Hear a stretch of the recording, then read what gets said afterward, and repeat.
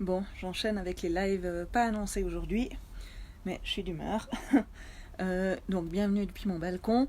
Ce live-ci va vous parler de la rémission, ce que c'est, et puis comment on fait quand on a un chat en rémission pour surveiller. Alors, c'est relativement simple. La rémission, c'est quand un chat n'a plus besoin d'insuline pour se maintenir dans des valeurs normales ou à peu près normales de glycémie. Donc, des valeurs normales de glycémie, la définition, elle varie, suivant ce que vous lisez, mais grosso modo, on va dire que si un chat il reste sous 120, 130, eh ben c'est déjà vachement bien. Si vous avez un glucomètre animal, on va peut-être même aller un petit peu plus haut, peut-être jusqu'à 150. Ben voilà, donc si votre chat n'a plus besoin d'insuline pour se maintenir dans ses valeurs, eh ben il est en rémission. Alors, la rémission, elle peut arriver de diverses façons, mais deux façons principales, la façon rapide et la façon lente. Donc la façon rapide, c'est que on doit baisser un peu en catastrophe les doses d'insuline en l'espace de relativement peu de temps. Vous avez deux exemples de ça qu'on a eu dans le groupe, c'est Bibou et Mogwai. On se retrouve tout d'un coup à avoir plus d'insuline en l'espace d'une semaine alors qu'on en avait pas mal encore la semaine d'avant. Donc ça, c'est ce que j'appelle ça le toboggan.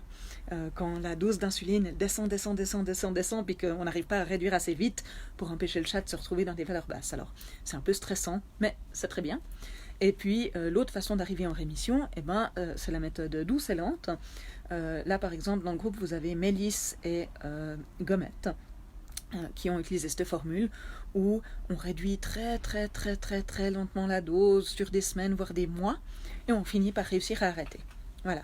Mais donc, l'essentiel, c'est que la rémission, c'est il n'y a plus besoin d'insuline et le chat est dans des valeurs quasi normales. En général, une fois qu'on arrête l'insuline, on attend 2 semaines, 14 jours, avant de crier victoire. Donc, pendant les 2 premières semaines après l'arrêt de l'insuline, on continue à faire 2 tests par jour, un le matin, un le soir, pour s'assurer que ça tient. Parce que ça peut arriver, ça arrive des fois, on arrête l'insuline, et puis quelques jours plus tard, en fait, on voit que la glycémie, elle remonte, donc on n'est pas encore tout à fait là. Si vous allez sur le tableau de Mélisse, vous allez voir qu'il y a eu une ou deux fausses joies avant d'arriver au moment où il a tenu assez longtemps pour être officiellement en rémission. Voilà. Donc, pendant ces 14 premiers jours après l'arrêt de l'insuline, on va mesurer, on va faire 2 mesures par jour, ou peut-être une de plus de temps en temps, si on a envie de voir ce que ça donne entre les repas. Mais comme il n'y a plus d'insuline, ça n'a plus beaucoup d'importance quand on fait la mesure.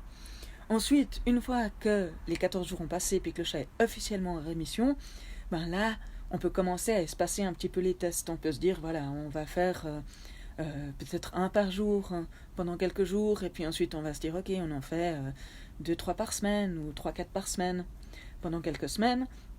Puis si tout va toujours bien, on peut se dire, ok, je passe à 1 par semaine, et puis ensuite à quelques tests par mois, puis peut-être 1 ou 2 tests par mois. Moi, je vous recommande, quand vous avez un chat qui est diabétique en rémission, quand même, de faire un test par mois ou tous les mois et demi, de ne pas laisser passer trop de temps sans faire de contrôle. J'avoue qu'avec Quintus, comme ça fait plus d'1 année et demie qu'il est en rémission, je teste pas très souvent. De temps en temps, je me dis, ça fait combien de semaines ou de mois que j'ai pas fait de test, et puis j'en fais un. Mais voilà, donc. Et puis si on voit des valeurs hautes à un moment donné, alors que le chat il est en rémission, faut pas paniquer tout de suite. On va rapprocher du coup les tests, on va reprendre quelques mesures, on va voir si ça passe tout seul, on va se poser la question si le chat est peut-être malade, s'il a une infection, s'il y a quelque chose qui tourne pas rond, avant de tout de suite se précipiter sur l'insuline.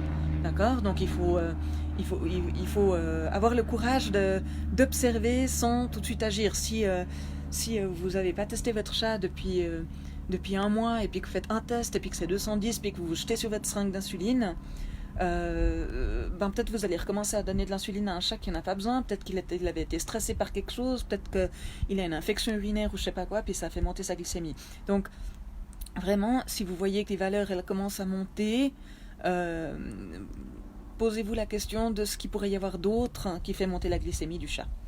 Voilà, j'espère que ce petit live aura éclairci les questions que certains ou certaines d'entre vous ont concernant la rémission et que faire avec un chat en rémission. Et ici, je vous montre petit exemple d'un chat en rémission.